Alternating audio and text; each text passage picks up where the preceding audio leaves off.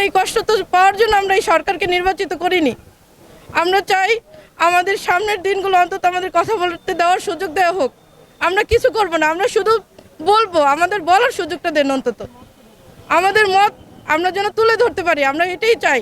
এটা তারা এটা আমাকে দিয়ে বলাইছে, মন গড়া কথা। কারণ আমি চাচ্ছি আমার জনগণের কথা। আমি একজন ফ্রিল্যান্সার, আমি শুধুমাত্র ভিউর জন্য, টাকার জন্য এই কাজ করতে যাব না।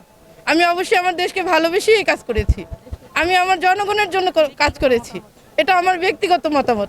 আমি কাউকে চাপিয়েও দিইনি, আমি সরকারকে বলিনি যে আমার কথা আপনাদের শুনতেই হবে। আমি আমার জনগণের জন্য কথা বলতেছি। এখন এই কথাকে নিয়ে তারা যদি আমাদেরকে এরকম জনে জনে জেলে আটকে রাখে। বসুন্ধরা টিস্যু, অশুদ্ধতার বিরুদ্ধে এক বিন্দুও ছাড় নয়। তাহলে এই এরকম পরিস্থিতিতে পড়তে হয়, তাহলে তো সামনের দিকে কেউ কথা বলবে না, সবাই চুপ করে বোবা হয়ে থাকবে। তাহলে আবার আগামী 17 বছর আমরা আবার কি জেলের মধ্যে থাকবো? আমরা এই আন্দোলন, এই রক্তাক্ত, এই 2000 মানুষের রক্ত কি শুধু শুধু বৃথা যাবে? এতগুলো মানুষ অন্ধ হলো, পঙ্গু হলো, আমার ভাই, আমার বোন, আমার রক্ত, তারা শুধু শহীদ হয় না, আমাদের আত্মাকে নিয়ে শহীদ হয়েছে। তাদের এই ত্যাগের বিনিময়ে যদি আমরা সবাই চুপ করেই থাকি, তাহলে কি লাভ হলো আমাদের? এই বাক স্বাধীনতা আমরা ফিরে আনতে এত রক্ত দিয়েছি, আর আমাদেরকে এই বাক স্বাধীনতা অন্তত কেড়ে না নেওয়া হোক। আমরা আর কিছুই চাই না। যে এরকম ভুক্তভোগী, এরকম শিকার যেন জনগণের কেউ না হয়। জনগণ সবাই যেন উন্মুক্ত থাকতে পারে এবং বাক স্বাধীনতা চাই আমরা। বাক স্বাধীনতা যেন প্রত্যেক জনগণ যেন পায়, আমরা এটাই চাই। আমি হচ্ছে ওর বোন। আজকে 2টা দিন আমার বাবা অসুস্থ, আমার বোন যা লিখছে সবাই বলবে যে এটা কোনো অন্যায় লেখে নেয়। সে লিখছে জনগণের কথা চিন্তা করে, যেটা জনগণ তুলে ধরতে পারে না, সবার মধ্যে এই সাহস থাকে না।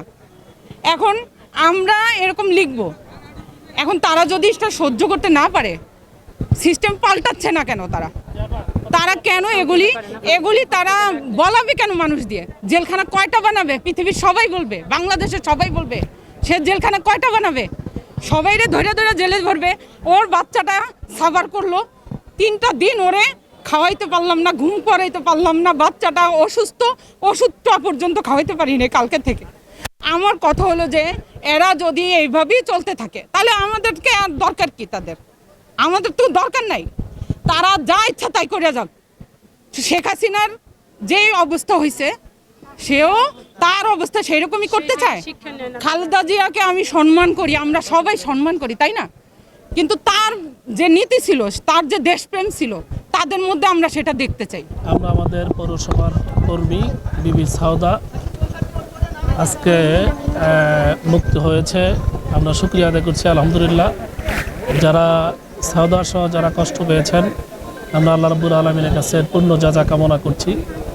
আমাদের বক্তব্য একটাই, 17 বছর যে ফ্যাসিজম এবং ডিজিটাল অ্যাক্ট করে মানুষের কণ্ঠ স্তব্ধ করতে চেয়েছিল, আবার পুনরায় যাতে এই নবনির্বাচিত সরকার সেটি না করে, আমরা সরকারের কাছে উদাত্ত আহ্বান জানাবো।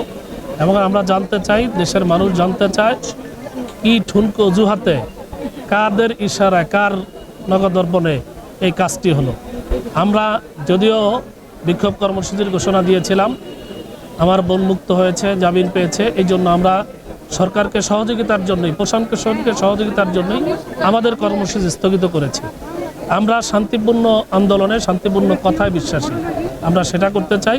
এই জন্য আপনাদের মাধ্যমে দেশবাসীকে জানাতে চাই, দেশের সমস্যা হবে, সুবিধা হবে, আমরা বিরোধী দল হিসেবে আমরা বক্তব্য দিব, কথা বলবো। আমরা আশাবাদী যে মানুষ আমাদের সাথে, জনগণ সাড়া দিবে। সাংবাদিক সহ যারা এখানে এসেছেন, আপনাদের আন্তরিক ধন্যবাদ জানাচ্ছি।